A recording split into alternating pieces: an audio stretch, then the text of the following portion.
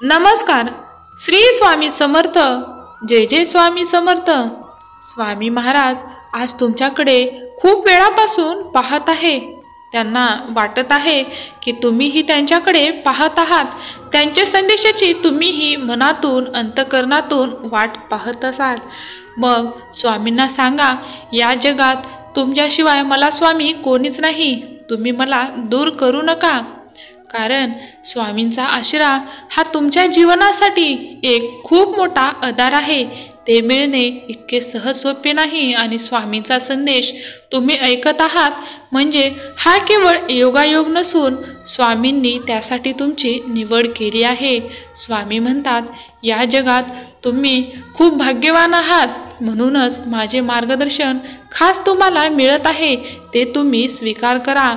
बघा, या जगात तुमच्या इतकं प्रामाणिक कोणीच नाही. मला माहिती आहे की तुमचे मन स्वच्छ सुंदर आहे. या जगात तुम्ही ज्यांच्यावर सर्वात जास्त प्रेम कराल तीच व्यक्ती सर्वात पहिले तुम्हाला धोका देऊन जाते. पण माझ्यावरती तुम्ही तितकेच प्रेम करून पहा. जो भगवंतावर प्रेम करतो त्याला रडण्याची वेळ कधीच येत नाही. खरं बोलून कोणाला दुखवलं तरी चालेल, परंतु खोटं बोलून कोणाला सुख देऊ नका. कारण त्याचा त्रास जो होत असतो तो तुम्ही कोणाला सांगूही शकत नाही. कारण अहंकारात सर्वात वाईट गोष्ट ही आहे की अहंकार तुम्हाला ही कधीच जाणवू देत नाही की तुम्ही चुकीचे आहात. माणूस व्हा, साधू नाही झालात तरी चालेल, संत नाही झालात तरीही चालेल, पण माणूस नक्कीच व्हा. तुमचे पद, तुमचा पैसा हा तुमच्या साधू संतकी होण्यामध्ये कामी लागणार नाही. पण तुम्ही जेव्हा योग्य माणूस म्हणून जगाल तेव्हा तुमच्यासाठी सर्व योग्यच घडेल. तुमच्या आयुष्यात चांगले बदल होण्यासाठी हा संदेश शेवटपर्यंत ऐका. आणि स्वामींचा आशीर्वाद प्राप्त करण्यासाठी स्वामी आई तू खूप ग्रेट आहेस अशी कमेंट करा. स्वामी म्हणतात, या मतलबी दुनियेत वावरताना जरा सांभाळून वावर बाळा. कारण हे कलियुग नाही, मतलबी युग आहे. इथे पावला पावलावर माणसं त्यांचा स्वार्थ साधण्यासाठी तुझा उपयोग करून घेतील, हे तू ओळखून घे. जर माणसाला गलिच्छ आणि घाणेरडे कपडे घालायची लाज वाटते तर गलिच्छ आणि घाणेरड्या विचाराची लाज का वाटू नये. परंतु याचा विचार आतापर्यंत कोणी केला आहे का? आणि आमची साथ मिळवण्यासाठी अंतर्मन शुद्ध आणि निर्मळ ठेवा. मग तुमच्याकडे जो कोणी वाईट नजर टाकेल, तुला त्रास देण्याचा प्रयत्न करेल, त्यास आम्ही स्वतः पाहू आणि त्यांना त्यांची जागा मी स्वतः दाखवून देईन. स्वामींचा हा आशीर्वाद प्राप्त करण्यासाठी आत्ताच आपल्या व्हिडिओला लाईक करा आणि चॅनेलला सबस्क्राईब करा. व स्वामी आईवर विश्वास आहे, तुझ्यावरती माझे खूप प्रेम आहे असे टाईप करा. स्वामी आशीर्वाद नक्की तुमचे रक्षण करत राहील. तुम्ही स्वतःला जितकं सुखी समजाल तितकंच तुम्ही सुखी राहाल. आपल्याविषयी वाईट बोलणारे बरेच लोक असतात. त्यांच्याकडे लक्ष द्याल तर विखुरले जाल.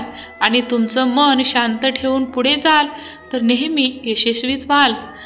तुम्हाला जर जीवनात यशस्वी व्हायचं असेल तर वाईट गोष्टी आणि वाईट लोकांकडे दुर्लक्ष करायला सुरुवात करा आणि कर्म करत राहा. इथे कर्माशिवाय तुम्हाला कोणीच काही देणार नाही. जितकं तुम्ही चांगलं कर्म करत राहाल तितकाच तुम्हाला त्याचा फायदाही तसाच होईल. एखाद्याला सोडून जाताना मागे पाहावंसं वाटलं तर पुढे जाऊच नये. कारण प्रत्येक वस्तूची किंमत ही वेळ गेल्यावरच होत असते.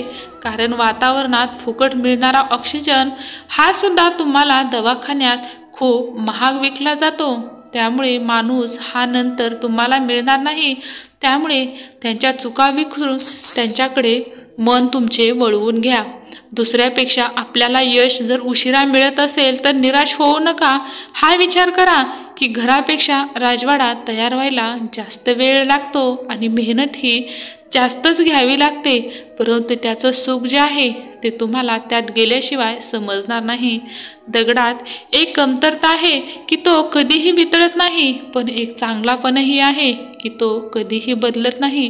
भले ऊन, वारा, पाऊस काही संकटे आले तर त्याचं अस्तित्व तो सोडत नाही. एक ठराविक वयानंतर आपल्याला पेन्सिलच्या ऐवजी पेन दिले गेले, त्याचं कारण हेच की आपल्या लक्षात आले पाहिजे की जसजसं आपण मोठे होत जातो तशा आपल्या चुका खोडल्या जात नाहीत आणि आपल्या चुका माफ करण्यासाठी आपल्याला कुठलंही औषध मिळत नाही. तुम्ही सहमत असाल तर आत्ताच आपल्या व्हिडिओला लाईक करा. वाक्य छोटं पण तितकंच खरं. जग धोका देऊन हुशार झालं आणि आपण त्यांच्यावरती विश्वास ठेवून मूर्ख होऊन निघालो आणि ज्या लोकांची ऐपत नाही तेही आपल्याला मूर्खात काढून पुढे गेले.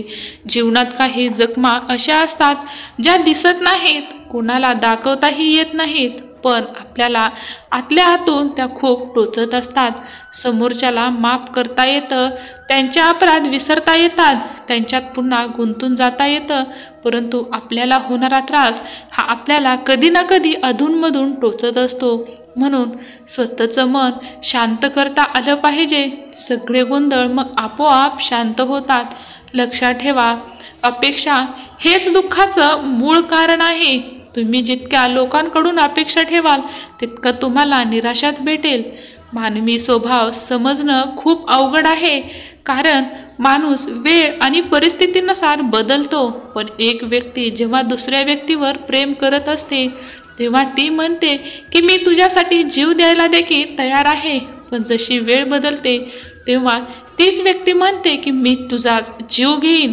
त्यामुळे लोकांवरती इतकाही विश्वास ठेवू नका. तेच तुमचा उपयोग करून शेवटी तुमचा जीव घेतील.